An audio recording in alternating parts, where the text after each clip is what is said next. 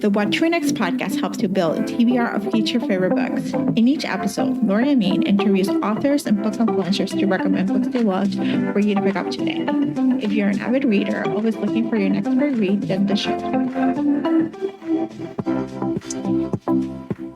Hi, Elle. Welcome to What to Next podcast. Hi, thank you so much for having me. So happy to have you here. Tell us a little about yourself. So I'm Elle, Everhart. My pronouns are she, her. I grew up in Baltimore, in the US, but I currently live in East London.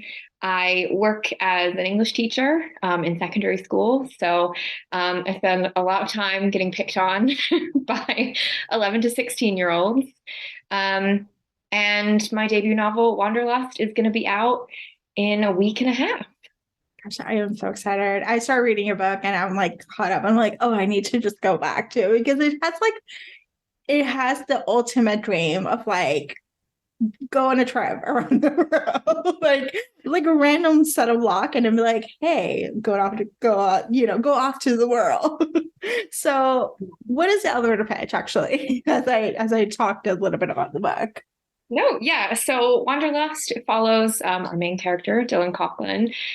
She impulsively rings a radio station and wins this global travel contest. All expenses paid, but the catch is that she has to go with a random contact selected out of her phone, which is my personal nightmare, but Dylan is game. And of course, that cannot go smoothly. And the contact that they pick is this guy that she met on a night out and accidentally ghosted, and she has literally no memory of him. So things are not set up for her to be successful on this trip. They're not. And so what made you decide to write this novel? Like, it's a personal nightmare. Like, do you want to spend your time, doing crazy things to your character that you're like, I would never in a million years do, but this is kind of like amazing. I mean, the trip side of it, I would absolutely do. Yeah. And I started working on it in early 2019. So the pandemic hadn't even struck yet. I just really like the idea of travel, and I've always wanted enough money to be able to do something like that. It's not in the cards for me. I don't think the teacher salary will ever cover that. But the catch of them forcing you to travel with someone in order to do something like this is a little sadistic maybe on my part, but was something that I was just really intrigued by. And then obviously once 2020 happened, it was a way for me to kind of armchair travel and think back on the places I had been to, and then spend so much time on Google Maps mapping out all the places I hadn't been to feel like I'd left my house. So it was a really great project to have at that time. So I was really grateful to pass to me for that. So what was your favorite place of armchair travel, and what was the favorite place of traveling that you have been? So which, for both of those options. So Iceland was the catalyst. I went to Iceland in 2019 and spent some time. There's a scene in the glaciers that I won't talk about yet because it comes quite late. But that image of standing beside the glacial lake was something I thought about over and over again. And so that had to be the scene. I had to have that place in the novel. It was the first one that I wrote. I fell in love with Tokyo first, because that was one of the earlier places that I wrote, and became obsessed with it. But then Cape Town just really crept up on me. And the more that I spent looking at the streets and walking around, the more that I just wanted to go. So I'm trying to find tickets that are reasonable to go to either Tokyo or Cape Town. We'll see. So I would say if you haven't joined some of the travel hacking sites, there's something called Scott's Cheap Flight. It's called Going now. You pay a fee and you write down your airport. I learned this from another author, so I'm just going to pass it along. You put your home airport, and it will tell you when there's deals. Like people are scouring deals, and it'll tell you like deals for different places. And you might be able to get some armchair, like not some real travel that way. It's called Going? Going. G-O-N. Going. So, or you can look at Scott's Cheap Travel. Going. Got it. Yeah. It is all good. Or you can do Scott's Cheap Travel. It will show you the same place. I pay like 39 or like $50 for the rate for the premium rate, not the lead. The lead is like you're staying in first class or business class. I'm not there yet. I'm just like a regular, I just need cheap airline, you know. That's where I'm at. Yep. So there's what I call the poor person, the poor people, rate. Yep, and that's the rate that I'm in. So, but there's deals like you might be able to like finagle a deal like down to Cape Town or to Tokyo. Like you can tell you like do this way. So okay, perfect. I got summer break coming up from school, so yeah, you just never know. Like honestly.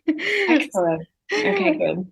So, what was the process of writing the novel during the pandemic? Because, most of them was during that time. So, yeah. I mean, my process in general is kind of all over the place. Yeah.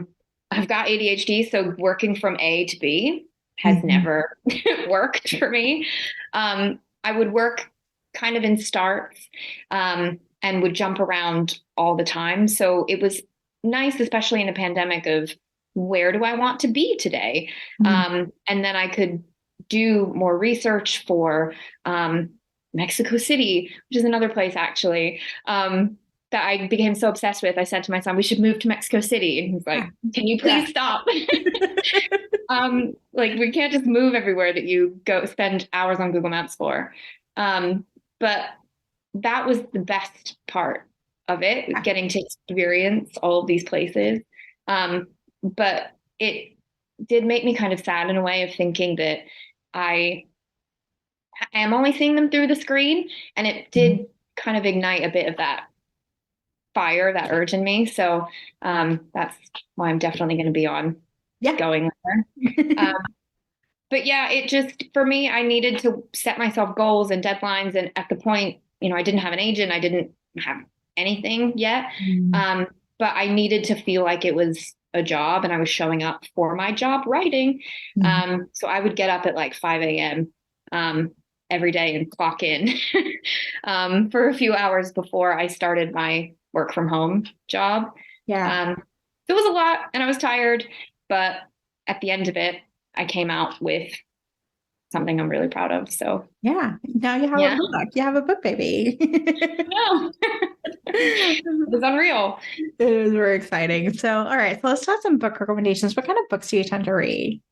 Okay, so I was sitting here frantically scribbling down so many names, and I'm still going to forget, but I largely read rom-com and contemporary romance, as I'm sure you can guess. But I'm also really into Victorian novels. Yeah. When I did my postgrad, I studied Victorian literature. So like Charles Dickens and George Eliot and Thomas Hardy is like where it's at for me. But in terms of contemporary, I just read Mistakes Were Made by Meryl Wilsner, and it was so good. So I was listening to it on the bus to and from school, and I'm like, Meryl, please. Like the redness on my face, the people, like, thank God people could not hear what was happening over my AirPods. Like, keep cool. But it was so good. Daniel Jackson, her book last year is so good, and I cannot wait for her book to come out this year. Talia Hibbert is always a star. I'm low-key obsessed with her. Emily Henry, I have not read her new book yet. It's so good. It's good. I need to get, everyone is like, you have to read it because we need to talk about it. Like, I know, but I'm so behind, and I'm always going to be behind. There's so many. I could ramble forever. How many names do you want? No, you're totally good. I would tell you Meryl Wilsner's Mistakes Were Made has like my favorite trope of like, I have something to be said about ex-boyfriend's dad or best friend's mom kind of deal, like the deal for milk kind of like, relationship. Yeah.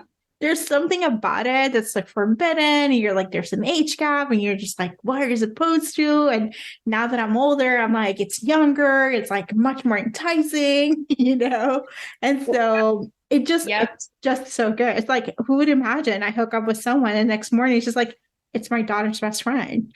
The way I would evaporate literally straight through the core of the earth. I would never emerge if that ever happened to me. I would cease to exist. I'd be like, holy crap, what did I just do?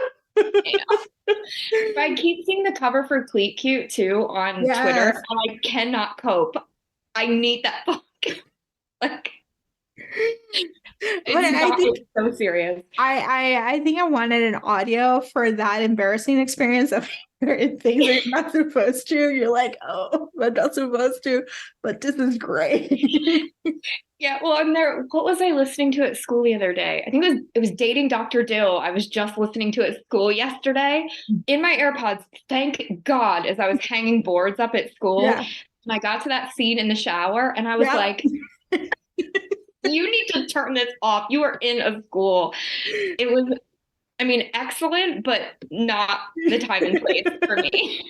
Yes, it's like inappropriate listening. I am all for it, you know. Yeah. And if one of those like sexy male voices are like, you know, telling you, be a daddy, be a good girl, blah blah blah. Oh my God.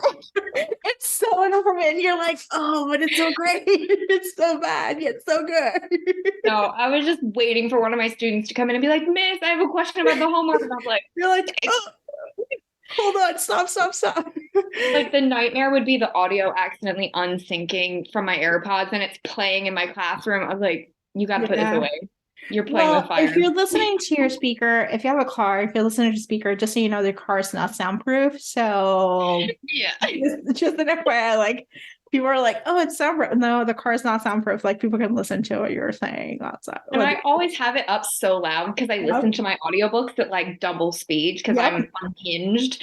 And the volume, I'm sure. Yeah, the idea I live alone, so I actually listen on my speaker. I typically don't listen on AirPods and stuff like that. I just put on my speaker and stuff like that. And I'm like, I think it was one time where there was like a service person came into my house, and like obviously it's my apartment's not soundproof, so they were probably like listening to it. They're like, oh, there's someone there. You know, I'm like, oh, it's like the TV. You know, like let me just pause this. You know, but every so often I'm like, I have to be mindful of joining Zoom meetings because I work from home. So I'm on Zoom most of the time. So I have to be mindful. I'm like always have to join muted and then open up because you just never know. Yeah. I shut everything because I'm like, I don't want anything to start playing.